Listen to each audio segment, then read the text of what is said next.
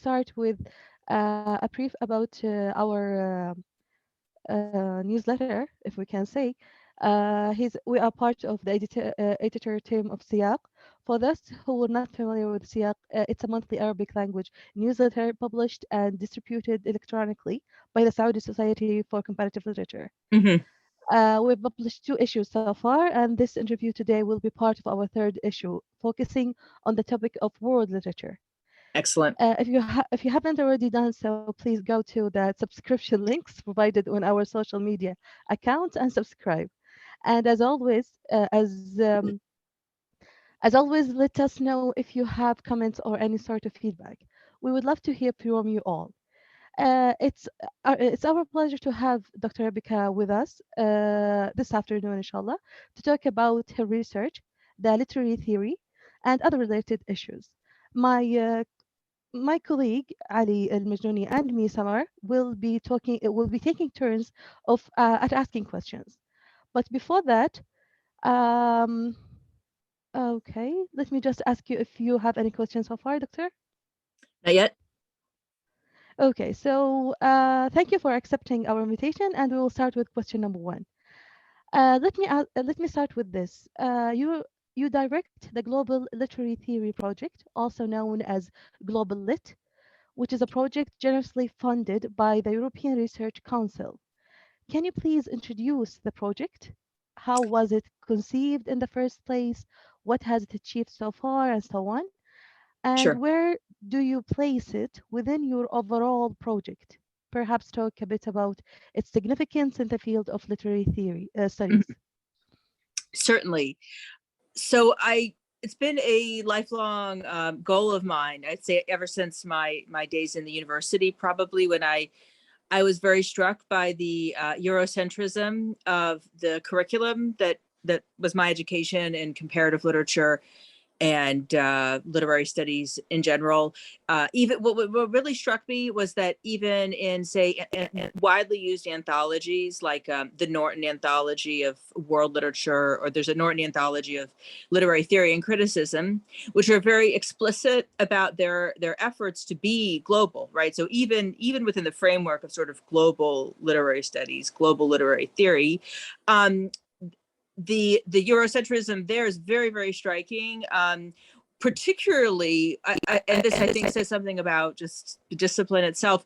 What's really striking is, they might include, say, Alf Layla wa Layla, or they might include, I don't know, the Mahabharat from the Indian tradition. There's some effort, especially now, there's an effort to include excerpts of world literature and so forth. But what's really missing, I think, from this framework is a discussion about the aesthetics, non-European aesthetics, because these say Arabic texts, even Sanskrit texts, Persian texts, whenever they're taught through a European framework.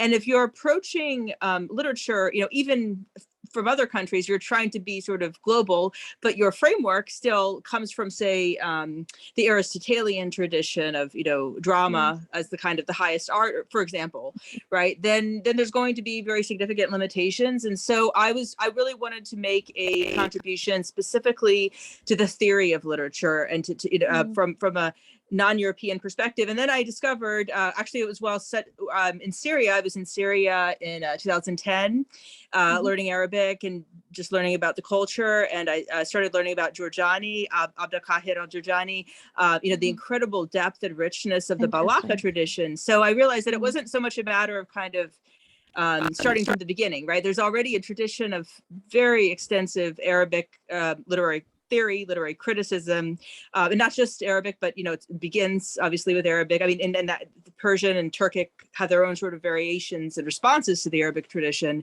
And what was also really interesting to me was just the systematicity of this Balakha tradition. That it's already been very thought through at the very highest levels. The way that the mind receives the imagination, the way metaphors work, and similes, tashbih, the level of sophistication, the poetics of approaching basic questions in aesthetics is there, but you don't find it. You don't find these texts in, say, the Norton Anthology of World Literature. And there's really no place for someone who is not already, an expert in Arabic literature to kind of begin. right, with learning about these things. It's really only for specialists. And even, I mean, it even strikes me that even say broadly, like in Syria already, you know, in the Arabic world, there are not that many people who are really experts in these topics, like Al-Jurjani or like the Balakha tradition, right? So Exactly, yes. it's a pretty niche topic, but Mm-hmm. I thought, well, why should it be? Because I think it's important, even to everyday life, you know, even to thinking about philosophical questions that affect everyone. It's not just a scholastic issue. So yeah, so that was the basis of the project, to kind of contribute to the Balakha tradition as it's been theorized and thought from its beginnings to, and then later on, you know, to elsewhere in the Islamic world, like the Mughal court in India, you know, these texts were also read and interpreted. And then now sometimes in Arabic, sometimes in different languages. And so I was also interested in that kind of the way that the Arabic tradition kind of grew and flourished, sometimes in languages other than Arabic, in Central Asia, in Turkey, in Iran. So I proposed a project in which there would be specialists from across the Islamic literary tradition. So a specialist in Arabic Balagha, a specialist in Turkic Balagha, and a specialist in Persian Balagha. And I would be the one to bring these traditions together. We have translators, people who are sort of working full time on their specific area and then translating the text into English, providing introductions, and I'm editing their work. And the final output, we hope, is a very ambitious, maybe too ambitious anthology that, I mean, I see it as something that would sort of complement, or in some cases, I don't want to say replace, but anyway, at least complement the Norton anthology. That could be taught, you know, at different levels, will be instructive for students, and will include the basic texts of Balagha from across the Islamic world. Enriching, interesting. Thank you. Okay, building on your answer, what does Global Lit plan to achieve by highlighting the non-European literary tradition that have often been pushed to the margins of scholarly discussion? How can these ideas be used in academia, especially in comparative literature studies?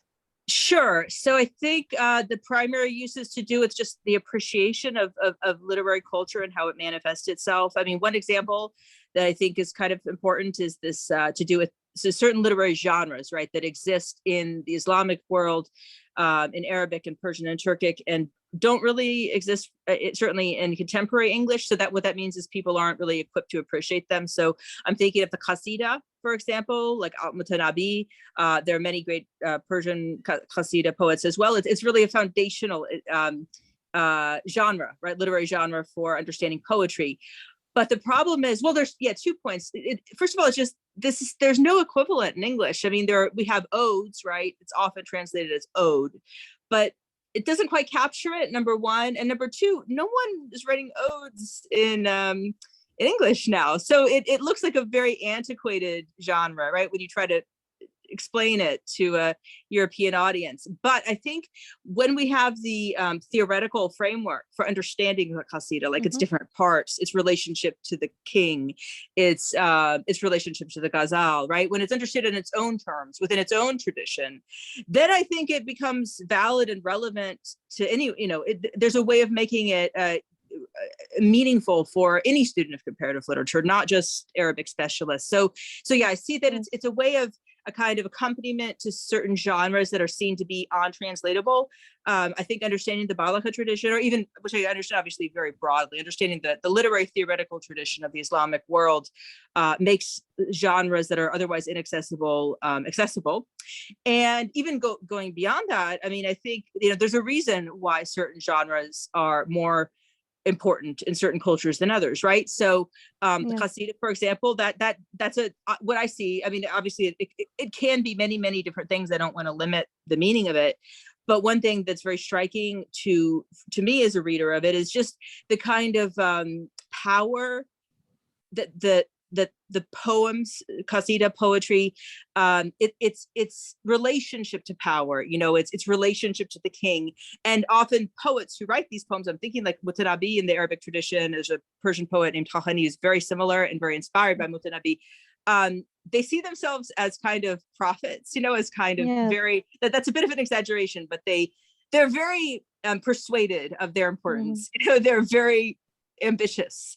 And they're kind of, in some ways you could, I think, see a kind of, I don't know, maybe rivalry or a kind of certainly at least a relationship between poetry and power that you don't see in, say, the lyric poetry of Keats, for example, right? Where poetry Yeah. is very often very removed from the world of politics, very removed from the world of, say, Parliament. No one recites poetry in Parliament in London, right? So then what that means is that actually appreciating the qasida is also appreciating the power of poetry in general. And I don't think you can, I think that sometimes these texts don't speak for themselves. I mean, you actually do have to know what is the nature of the nasib, what is the relationship to the ghazal. It really helps with The understanding the context. wider purpose. Yeah, exactly. But specifically, not just the historical context, right? Because we often know Yes. the historical context, but the aesthetic context, the literary Mm. context, the philosophical context of what goes Mm. on inside the imagination, the relationship between tashbih and istiara in the poem, for Mm. example. So yeah, so those are the wider goals of the project. Interesting. Thank you so much. Sure. Okay, so moving to question three, you write on diverse literary and cultural traditions, some of which are directly related to one another, while others are not. Traditions Mm-hmm. that vary in their histories of formation, geographies, epistemic foundations, and so on. One can easily imagine the richness such diversity could bring to your scholarly project. But let me ask you this. Are there any difficulties, challenges, if you may, we are thinking methodological challenges that this diversity might present to you as a scholar who's doing comparative literary theory, and how do you tend to approach those challenges or attempt to overcome them? Sure, that's a really interesting question. So I guess Thank about you. the nature of comparison itself. I think about what do you look for in a when you compare things, and how do you know if you're making a useful comparison or not? And it's a very important question. I think it's not thought about enough, even in comparative literature. Somehow it's just taken for granted that we know how to compare things. But often, yeah, we need a methodological perspective on the matter. So I think that in potentially it's possible to compare anything in a useful way, but you have to, you have to have a methodology. You have to know why you're doing it. And it shouldn't be, I mean, one, I guess, common comparison that takes place, because you didn't give specifics about like what aspect of my work. I'm not quite, so I'm answering a little bit in the abstract because I'm not sure if there's a specific reference there. But I'll just say what my principles are when I, approach the question, when I approach the matter. That if there's not a kind of empirical link between the two things being compared, like say, influence, the study of literary influence. Like, for example, if I was going to compare Keats, the lyrics of Keats and the qasidas of Mutanabi, right? For that could be either a good or a bad comparison. It could be either. I think what would make it effective is precisely a discussion, a theoretical framework, right? So if I just like look at the two texts and just like look at the way metaphor works, and I don't really think about deeper issues, it's probably not going to be a very useful comparison. It's going to be random. It's going to be arbitrary. And I do see those kinds of comparisons actually quite a bit happening. And so I think we want to, as comparatists, I think we should advocate for more kind of rigorous approaches to comparison, that it's not just a matter of kind of randomly picking two things and putting them together and seeing what happens. There's actually should be a reason, right? So I could, for Exactly. Yes. example, yeah, I think, so again, just to take this example forward, I mean, looking for what is the nature of what kind of aesthetic tropes are used, for example, in the qasidas compared to the lyric, and potentially I would find that, I don't know, that metonymy is really a kinaya, as it's often translated in Arabic, is often important to the lyric. In other words, it's about association, about like certain images occurring together, and maybe istiara is kind of the foundation for the qasida, right? So and then I could test that hypothesis and actually look, rigorously at each line. Is this what the image is? So I just think that there should be a kind of clear and independent theoretical question and framework for making a comparison. And with that framework, if that framework is sufficiently developed and really meaningful, then I think anything potentially can be compared usefully. But I think we should be careful about random comparisons that I often see. I mean, one example of a very random comparison I see is sort of any attempt to study, non-European literature without thinking about the specific literary theory that informs that work. That's an example of random comparison. Mhm. So I hope that That's answers, good. but I have to be more specific if you had something in mind. Yeah, brilliant. Thank you so much. Okay, so now moving to something else. What are the differences and similarities between global lit and the post-colonialism? Does the global lit focus on tradition of Islamic rhetoric, the علم البلاغة, and not politics or imperialism? Aren't these texts and traditions obscured because of the Western hegemony in the 20th century? Also, okay, and also, what is your opinion on the tension between a global lit, world literature, and the post-colonial theories as theoretical frameworks to approach literature? Okay, great. Another big question.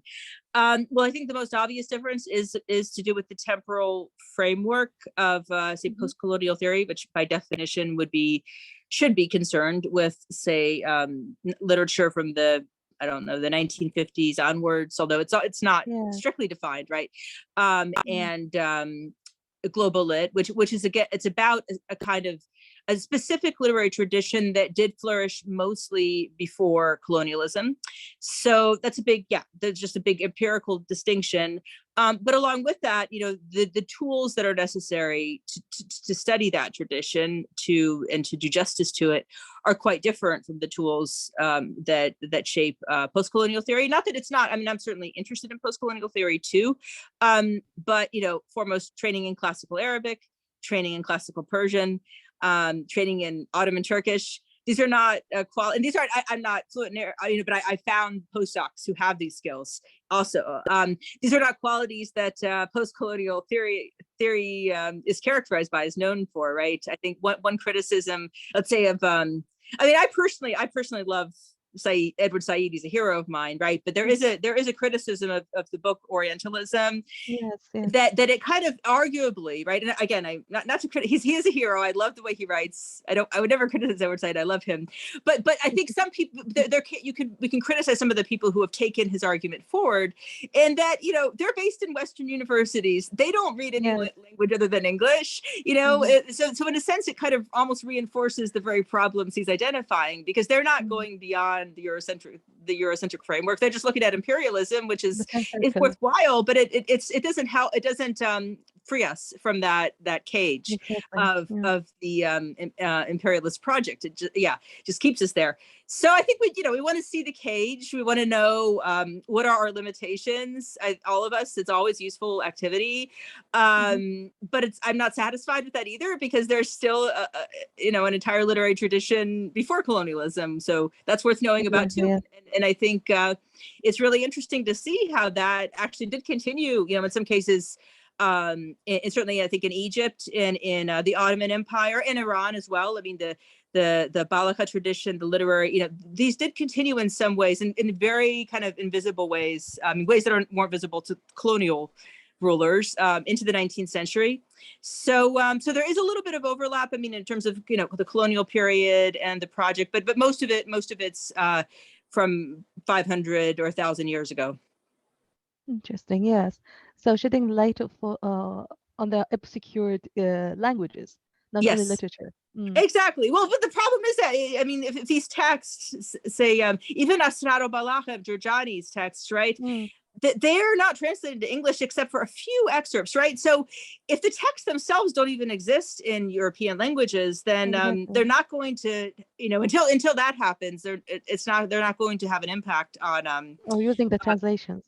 a, right, yeah, because in most cases of the authors I'm talking about, there are no translations for these works. So the Okay. first step in really having an impact and expanding our conceptions of literary theory, and demonstrating the importance and relevance of Balakha, is simply the act of translating, right? And so I maybe Exactly. that's Yes. another difference, that the theory is very important to me, the concepts and so forth, but there's a simple empirical task of getting this material into English and Exactly. Yes. making it accessible, and that's a kind of first priority, I think. I can't agree more. Okay, so we'll move to the following question. Based on your expertise, how would you summarize the contribution of Arab theoretical and critical tradition to the overall corpus of literary theory and criticism proper? What can global literary theory, so to speak, possibly gain from paying attention and even incorporating non-Western traditions of theory in a time when it's still heavily influenced and shaped by Western or Eurocentric standards? Sure. So, I mean, it's obviously a huge tradition. I don't want to like ignore something's going to be missed out in my answer. But just, I guess, to begin to answer that question, I mean, I think what's really distinctive about the Arabic tradition compared to, say, English or other German or other major literary traditions is the primacy of poetry, right? I mean, Mm, it's absolutely many theorists in the Balaka tradition sort of that they I mean you could always find counter evidence, but from their perspective, poetry and literature are almost identical, right? They don't pay that much attention to say Alf Lela wa Lela or the prose works. Not that they're important too. I'm not there, and there's a theory of prose, but I think the most of the attention about the uses of metaphor or genre and so forth is in relationship to poetry, the most sophisticated theorization and the most sort of passion on the part of critics goes to poetry. And yes, poetry is not actually I mean, that may sound contradictory or may sound impossible if I say that, but I don't think it's that important to certainly the way literature was taught to me, right? It's really the novel is the central mm, genre in the English tradition, and mm, you see that reflected in comparative literature. Even a sort of yeah, I mean, it's often thought that when people talk about literary correct. theory, they're talking about the theory of the novel or the theory Mm, of the short story or something like that. And those are all have their own worthwhile usefulness and relevance, but I think really for understanding poetry and drama, in another tradition, say the Aristotelian tradition, it's mm, drama that's central. But I think yes, right. where the Arabic tradition really excels, perhaps more than any other, and by Arabic I also mean Persian and Turkish too, which are inspired by the Arabic tradition. And many authors, Persian and Turkic authors, were bilingual in Arabic as well. It's poetry, and Yes, specifically, as I mentioned, the qasida.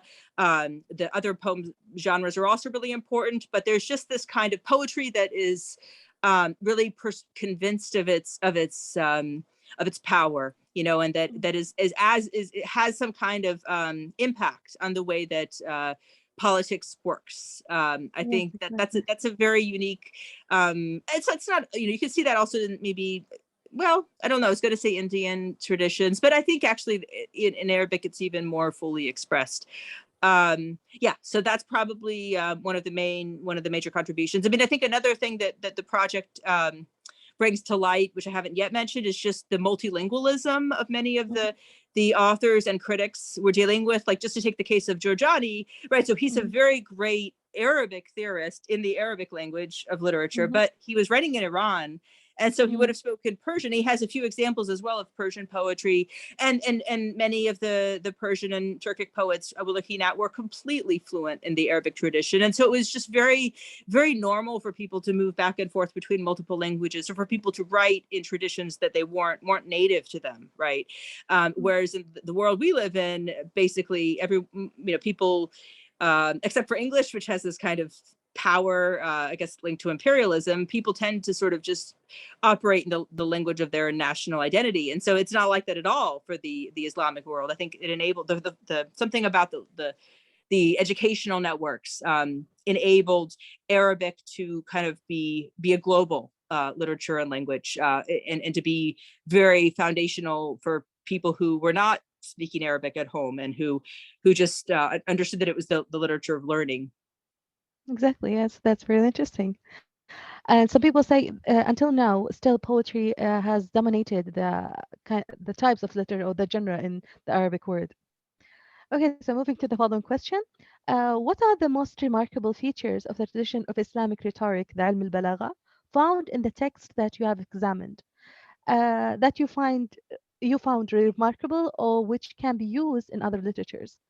Do you think the tradition of Islamic rhetoric, Ilm al-Balagha, is only constructed by its languages like Turkish, Arabic, or Persian, or is it possible to use the elements in other languages? Mm-hmm. Great question. So I suppose one thing that really struck me and that I'm still kind of trying to get to the bottom of to understand fully is the arguments and the Balaka traditions about the relationship between istiara metaphor and tashbih, which can be translated as simile or comparison. And I've noticed that I do think these are really complex subjects, so I'm happy I may revise my opinion somewhat later, but I think in the Aristotelian tradition, Aristotle writes, that metaphor is the foundational trope, the most important trope.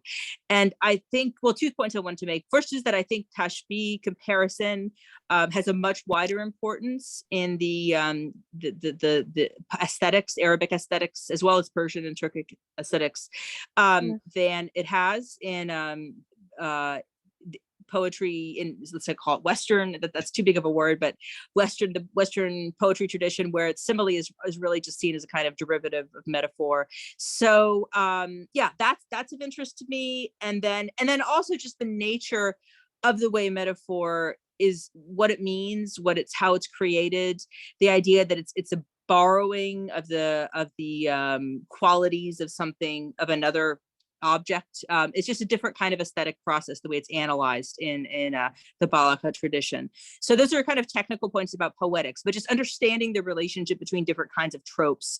And I would say that the three main tropes that we're coming across are istiara, tashbih, and also kinaya, which again, it's not exactly a perfect translation, but metonymy would be the closest. Also finding, the relationship between these terms change over time and their meanings change over time. So it's not a kind of, you need some historical awareness to really understand how they're working. But you asked, sorry, about like the distinctive features. So those are, I think, some of the, what really doesn't have an equivalent in other traditions that I've come across. Interesting. Okay, now to end our interview, in Siyaq, we are mainly concerned with the present of literary theory in general and comparative literature in particular. That's why we try to draw attention to what's contemporary and pressing among literary and critical trends. Our latest issue, for instance, tackled the increasingly evolving issue of eco-criticism and its various application in literary analysis. What other current trends in theory do you think is gaining momentum and currency? Can you further explain your choice? Sure. Well, I think there's probably the one that's most exciting for me, or most interesting, is this kind of shift towards multilingualism, recognizing multilingualism. There's another ERC funded project that I will recommend to you and your listeners of this, and anyone who's involved in your projects. It's called, there's a website, it's probably easiest to find on the website, but I'll spell out the name. It's Mulosige, that's Mulosige, and that stands for something like multilingual locals. Anyway, look it up. There's a great website, lots of resources, and its whole point is precisely to kind of recognize the how world literature has been always multilingual, and that it requires more than one language really to kind of flourish, and how translation has played a role in stimulating literary culture. So I think that's probably the most significant one. It's particularly important, I mean, in our environment, and say places like the American Comparative Literature Association and so forth, where really English perspectives or certainly European perspectives remain dominant. So I think it has the most potential to kind of disrupt the Eurocentrism of comparative literature. The scholars who are looking at multilingualism, especially through the framework of translation studies, and who are arguing. I think the whole idea of untranslatability, in other words, that you can't someone from a different culture can't access text in another one because cultural concepts are insurmountable, or certain things can't be compared. I think that's these assumptions are being challenged really effectively by some of the new scholars, arguing against untranslatability. There's a few books like that, like Emily Apter, I think, or she argues on that subject. And so then there have been critics of her work that have also produced interesting commentaries and polemics. So that's probably where most of my attention is, and then also just going beyond genres like the novel. Another very inspiring scholar from my perspective, who's really opened my eyes, is the work of Sheldon Pollack. Pollock. He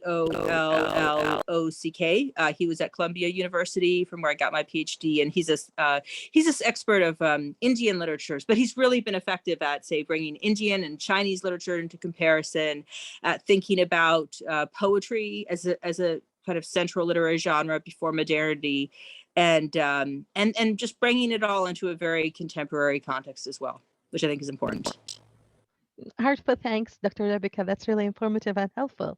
Sure. We thank you again so much for being with us. We wish you all the best in your scholarly and translation endeavors, inshallah, and hope to speak you again, hope to meet you again, inshallah, Wonderful. to meet you in person. Excellent. Well, I really look forward to seeing the next issue of the newsletter. Yes, we too, inshallah. Thank you so much. Thanks. Goodbye. So, Dr. Ibrahim. Much, and you can watch again. Thank you very much, Dr. Rebecca. I'm really grateful again. And as Summer said, we hope to see you in Riyadh next time. That would be wonderful. I'd love that. I just would like to, Mr. Haifa, if you have any comments about anything, or we'll end here. Oh, thank you very much. I mean, I've loved this project from day one, so I'm very glad that you got to speak to us. Thank you very much, Dr. Rebecca. And thank you. It was good to have everyone here. I was also just going to ask if anything's written about the project, we're on Twitter as well, the project itself. So I was just wondering if that information could be included. It's simply Balahas. So the word Balaha with an S. And yeah, you could to follow it. Sure. Excellent. Yes. Oh, you do? Okay. But yeah, I think the more people are involved, the better. So I want to raise Awesome. I'll talk to you soon, Dr. Rebecca. Wonderful. Yeah, I'll send the link for the final interview after some editing and perfect. Getting the last version. So thank you very much again, and hope to see you soon. Excellent. Take care. It was a lot of fun. Goodbye. Goodbye, everyone. Bye-bye.